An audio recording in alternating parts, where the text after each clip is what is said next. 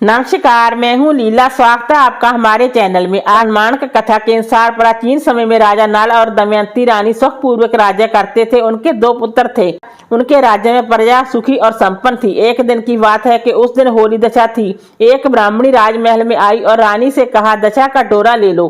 बीच में दासी बोली, हाँ रानी साहबा, आज के दिन सभी सुहागन महिलाएं दशा माता की पूजन और व्रत करती हैं तथा इस डोरे की पूजा करके गले में बांधती हैं, जिससे अपने घर में सुख समृद्धि आती है।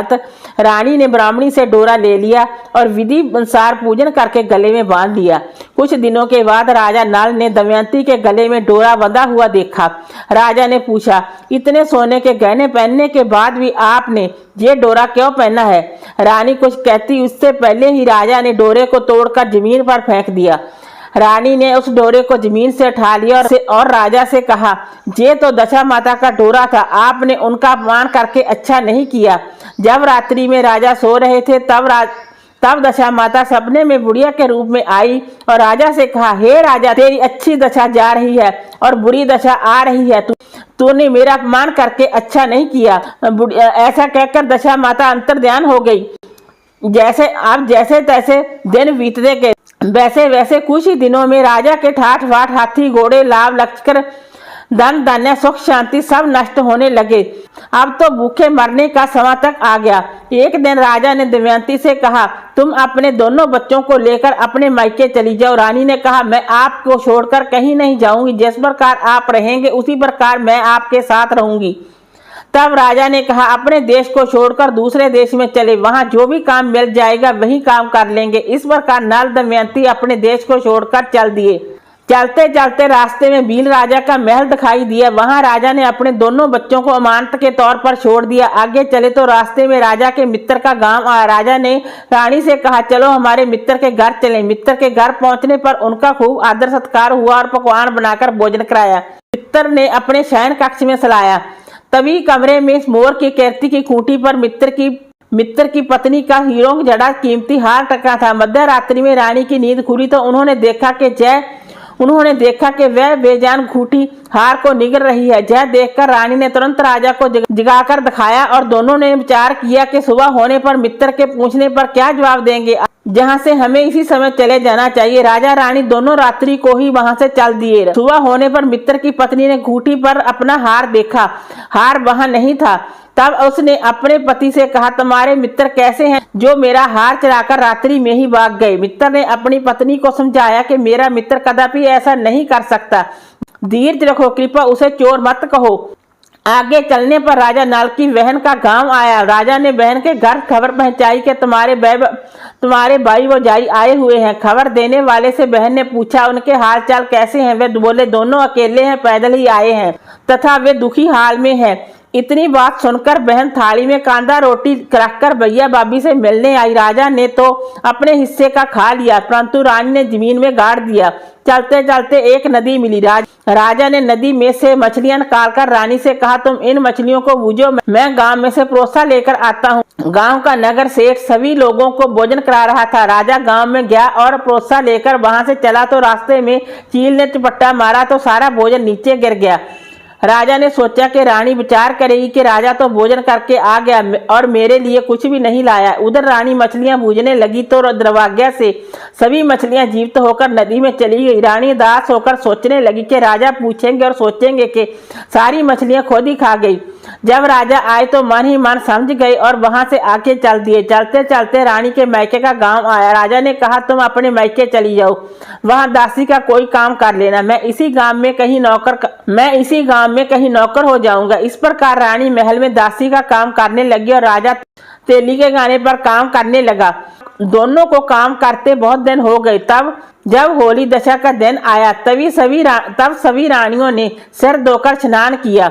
दासी ने भी स्नान किया। दासी ने रानियों का सिर गूंदा तो राजमाता ने कहा, मैं भी तेरा सिर गूंद दूं। ऐसा कहकर राजमाता जब दासी का सिर गूंद ही रही थी तब उन्होंने दासी के सिर पर पद्म देखा। जय देखकर राजमाता की आंखें भर आई और उनकी आंखों से आंसू की बूंदें गिरी। आंसू जब दासी की पीठ पर गिरे तो दासी ने पूछा, आप क्यों रो रही हैं?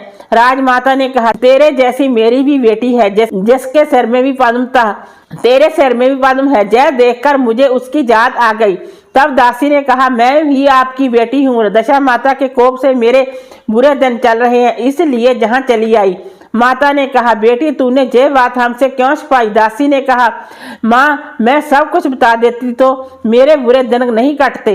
आज मैं दशा माता का व्रत करूंगी तथा उनसे गलती की क्षमा याचना करूंगी। अब तो राजमाता ने बेटी से पूछा, हमारे जवाई राजा कहाँ है? बेटी बोली, वे इसी गांव में किसी तेली के घर काम कर रहे हैं। अब गांव में उनकी खोज कराई गई और उन्हें महल से लेकर आए। जमाई राजा को स्नान कराया, नए वस्त्र पहनाए और पकवान बनाकर उन्हें भोजन कराया गया।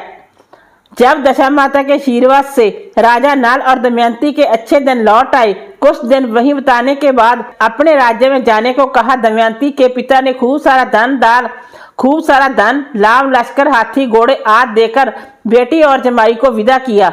रास्ते में वही जगह आई जहां रानी ने मछलियों को भूना था और राजा के हाथ से चील के झपट्टा मारने से भोजन जमीन पर गिरा था। तब राजा ने कहा, तुमने सोचा होगा कि मैंने अकेले भोजन कर लिया होगा, परंतु चील ने झपट्टा मारकर गिरा दिया था। अब रानी ने कहा, आपने सोचा होगा कि मैंने मछलियां भूनकर अकेले खा ली होंगी, परंतु वो तो जीवित होकर नदी में चली गई थी। चलते चलते अब राजा की बहन का गांव आया। राजा ने बहन के जहां खबर भेजी, खबर देने वाले से पूछा कि उनके हालचाल कैसे हैं। उसने बताया कि वे बहुत अच्छी दशा में हैं, उनके साथ हाथी घोड़े लाव लश्कर हैं। यह सुनकर राजा की बहन मोतियों की थाल सजाकर लाई। तभी दमयंती ने धरती माता से प्रार्थना की और कहा, माँ आज मेरी अमानत मुझे वापस दे दो। जय कहकर उसी जगह को खोदा जहां कांदा रोटी गाड़ दिया था। खोदने पर रोटी तो सोने की और कांदा चांदी का हो गया। ये दोनों चीजें बहन की थाली में डाल दी और आगे चलने की तैयारी करने लगी। वहां से चलकर राजा अपने मित्र के घर पहुंचे। मित्र ने उनका पहले के समान ही खूब आदर सत्कार और सम्मान किया। रात्रि विश्राम के लिए उन्हें उसी शयन कक्ष में सुलाया। मोरनी वाली खूंटी के हार निकल जाने वाली बात से नींद नहीं आई। आधी रात के समय वही मोरनी वाली खूंटी हार उगलने लगी तो राजा ने अपने मित्र को जगाया तथा रानी ने मित्र की पत्नी को जगाकर दिखाया। आपका हार तो इसने निगल लिया था, आपने सोचा होगा कि हार हमने चुराया है। दूसरे दिन सुबह नित्य कर्म से निपट कर वहां से वे भील राजा के जहां पहुंचे और अपने पुत्रों को मांगा तो भील राजा ने देने से मना कर दिया। गांव के लोगों ने उन बच्चों को वापस दिलाया। नल दमयंती अपने बच्चों को लेकर अपनी राजधानी के निकट पहुंचे तो नगरवासियों ने लाव लश्कर के साथ उन्हें आते हुए देखा।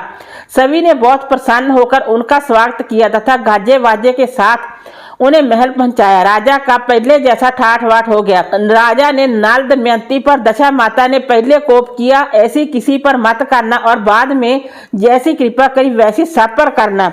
वीडियो अच्छा लगा हो तो लाइक कीजिए, शेयर कीजिए, सब्सक्राइब कीजिए। Thanks for watching this video.